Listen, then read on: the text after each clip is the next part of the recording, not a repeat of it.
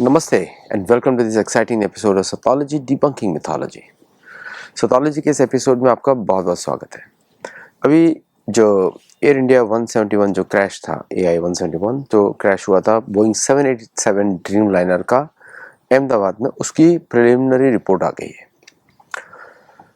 Now preliminary report में बोला गया कि एक रिकॉर्डिंग है उसके अंदर जिसमें एक पायलट पूछ रहा है क्या तुमने कट ऑफ किया, स्विच ऑफ किया, और जो बटन है उसका जो नाम है कि जो है fuel engine fuel control switches run to cut off किया। और ये मेन कारण था उसका ड्यूल इंजन फेलियर का और deployment of RAM air turbine RAT जिसको बोलते हैं। तो एक पायलट पूछते हैं दूसरे को, did you cut off, why did you cut off? The other says no, और विद इन 10 सेकेंड में उसको रिस्टोर कर दिया गया। तो उसमें लेकिन जो कोर स्पीड थी उसकी अचीव नहीं हो पाई टेक ऑफ करने के लिए, और वो पेरीमीटर वॉल के बाहर जाके प्लेन क्रैश कर गया जिसमें 241 लोग मर गए और 19 लोग मरे ऑन द ग्राउंड क्योंकि हॉस्टल के ऊपर गिरा था। बड़ी दुखद घटना है। मैं इस पे स्टडी कर रहा था कि ऐसा क्या पॉसिबल कैसे हो सकता है ना। तो जो एक इंजन का एक क्वालिटी होता है फेडेक, तो उसमें पूछना पड़ता है कि मतलब फेडेक जो होता है फेडरल डिजिटल कनेक्शन, जो फेडेक प्रोग्राम, फेडेक इंजन का एक सॉफ्टवेयर का नाम है फेडेक कंट्रोल इंजन बोलते हैं, जो कि डिजिटली फ्यूल आउटपुट को कंट्रोल करता है, fuel input and fuel output को कंट्रोल करता है। वो ज़्यादातर प्लेन्स में यूज़ किया जाता है ताकि फ्यूल एफिशिएंसी बनी रहे। और ये नया फीचर है इन प्लेन्स का, जहाँ पे यूज़ करते हैं। जी के भी बहुत सारे इंजन यूज़ करते हैं, तो इंक्लूडिंग जो तेजस के लिए सिलेक्ट किया गया IN-20F404, वो भी फेडेक कंट्रोल इंजन है। तो मैंने हमेशा आपत्ति उठाई है फेडेक कंट्रोल के ऊपर, specially in military space. Civilian space में मैंने कभी सुना नहीं है, तो इस पर मैंने कभी बात नहीं किया। इसके पहले एक ANA एयरक्राफ्ट, ANA एक जापानीज एयरलाइन है, उसका भी एक सिमिलर इंसिडेंट हुआ था इसी एयरक्राफ्ट टाइप में 787 में, जहाँ पे इंजन का जो फ्यूल आउटपुट था वो डिले हुआ था और ये सॉफ्टवेयर ग्लिच माना गया था बोइंग का।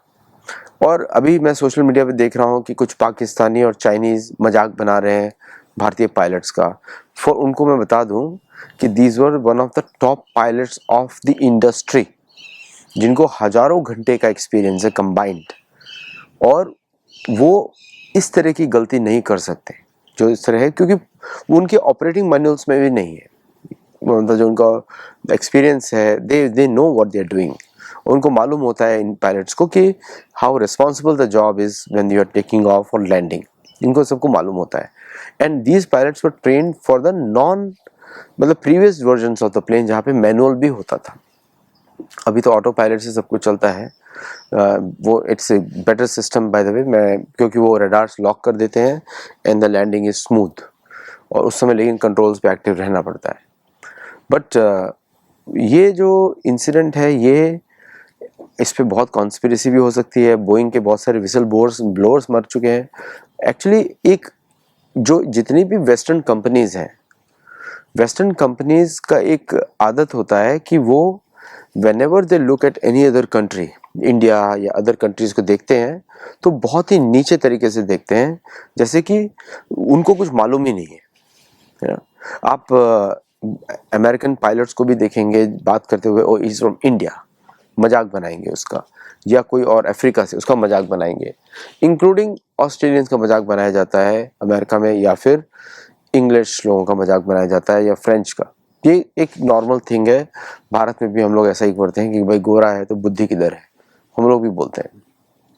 लेकिन नॉनदलेस एक जो सडनली जो सब लोग डिफेंसिव हो गए सब जगह कि भाई अब बोइंग का ये ग्लिच निकला है। अगर ये NTSB होता अमेरिका का, जो NTSB is one of the finest institutions for aircraft research, अगर ये NTSB होता तो तुरंत सारी फ्लीट को ग्राउंड करवाता internationally, world wide.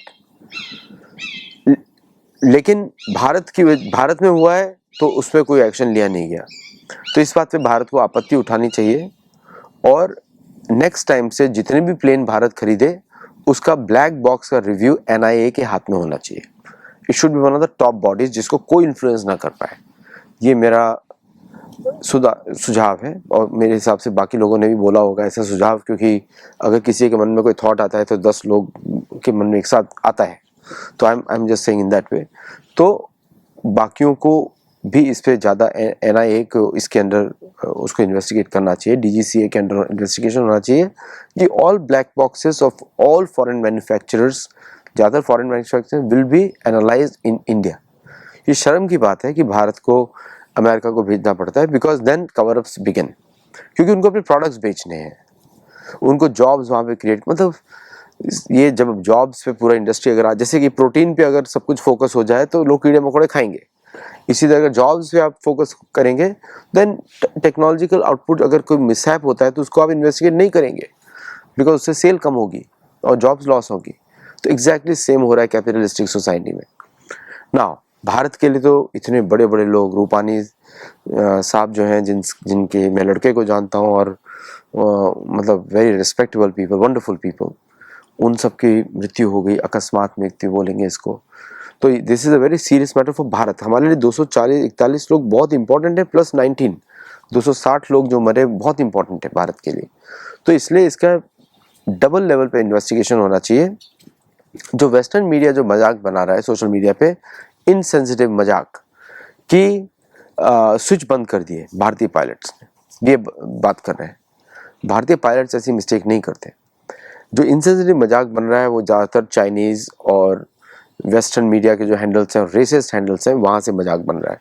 Because everybody needs to be sensitive on this matter, क्योंकि ये विषय जो है बहुत ही गंभीर है, क्योंकि यहाँ पे लोगों की जानें गई हैं और future sales of Boeing is at stake. वो दिखेगा अभी थोड़े दिनों में कि भारतीय airlines will start asking questions, कि अगर आपके अपडेट्स का कोई फ़ायदा नहीं है यहाँ पे, बिकॉज अपडेट्स अगर आप करेंगे उसका क्या गारंटी है कि वो अपडेट ही खराब ना हो, करप्ट ना हो। सॉफ्टवेयर अपडेट्स में तो एक मास अपडेट होगा तो देन प्रीवियस टेस्टिंग उसके फिर पूरा it's almost like a new system. Update के बाद उसकी पूरी वापस रिग्रेस टेस्टिंग होगी before we come to an outcome. तो इट्स अ लॉन्ग प्रोसेस। क्या तब तक भारत में सारे 787 को ग्राउंड किया जाएगा? क्या बोइंग नए प्लेन्स लीज करवा के देगा at the similar rates so that the airlines are not affected? ये सब क्वेश्चंस हैं, ये सब भारत को पूछने चाहिए कि will you give us planes, क्योंकि आपके रिस्पॉन्सिबिलिटी है। उससे बचने के लिए सारा ब्लेम पायलट्स की ओर डाला जा रहा है। और मेरे हिसाब से I am not a airline expert, मैं बट लेकिन सॉफ्टवेयर को अच्छी तरह जानता हूँ। ओके, सो मेरे हिसाब से सॉफ्टवेयर अपडेट अगर हुआ है बाकी प्लेन्स का और इसका नहीं हुआ है तो उस सॉफ्टवेयर की वजह से, क्योंकि फेडेक कंट्रोल इंजन है जो कि फ्यूल आउटपुट को कंट्रोल करता है, तो वो रेगुलेट करता है so that it goes to the engine in right frequency, इससे फ्यूल बचता है। जस्ट लाइक किसी व्हीकल में मल्टी पॉइंट फ्यूल इंजेक्टर्स होते हैं, MPFIs, और डिजिटल फ्यूल इंजेक्टर्स होते हैं, उसी तरह ये फेडेक कंट्रोल इंजन है फॉर द प्लेन्स। तो मेरा ये मानना है कि पूरी टेस्टिंग अभी तक हुई नहीं है, प्रिलिमिनरी रिपोर्ट है, और एक पायलट ने बोला स्विच ऑफ किया, दूसरे ने बोला नहीं। इसका मतलब ये human error is out of the question, human error is not there. Now ये हमको क्वेश्चन करना पड़ेगा दैट अगर ह्यूमन एरर नहीं है तो सॉफ्टवेयर ग्लिच, ओल्ड सॉफ्टवेयर किधर है? Old software plus new software आपको दोनों लेने पड़ेंगे और फिर उनको आपको कंपेयर करना पड़ेगा।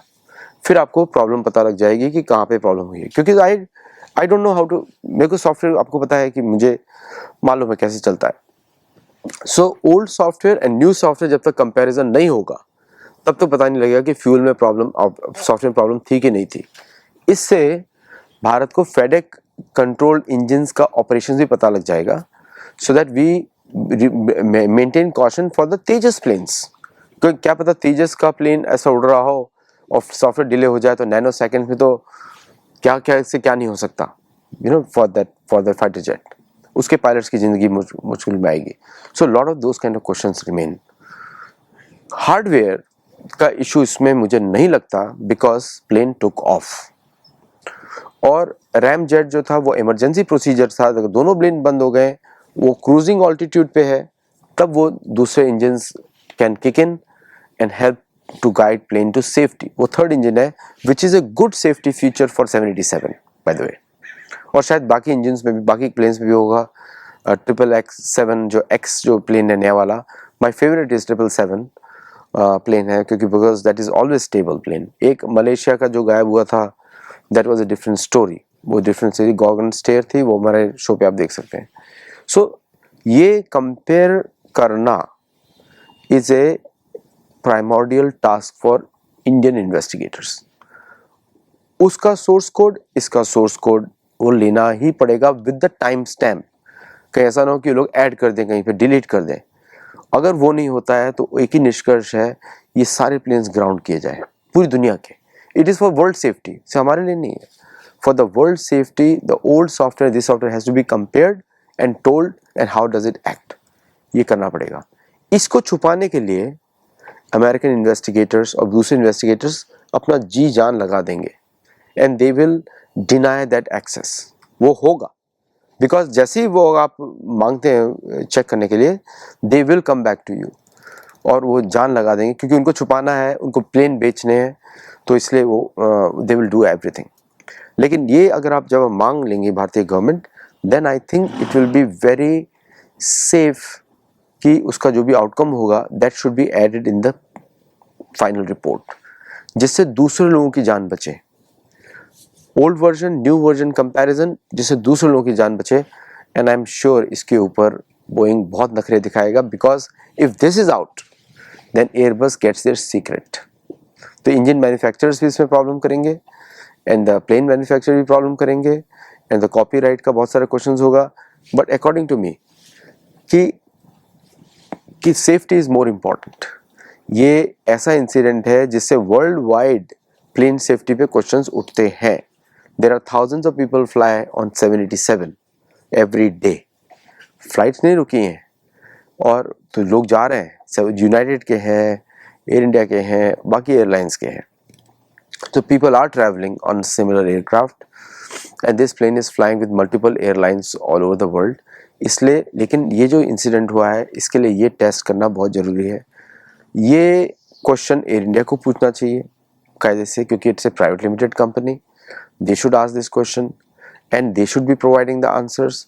लेकिन भारतीय रेगुलेटर्स को भी इसके आंसर्स चाहिए, so that they can advise what kind of safety precautions they have to take. लेना पड़ेगा।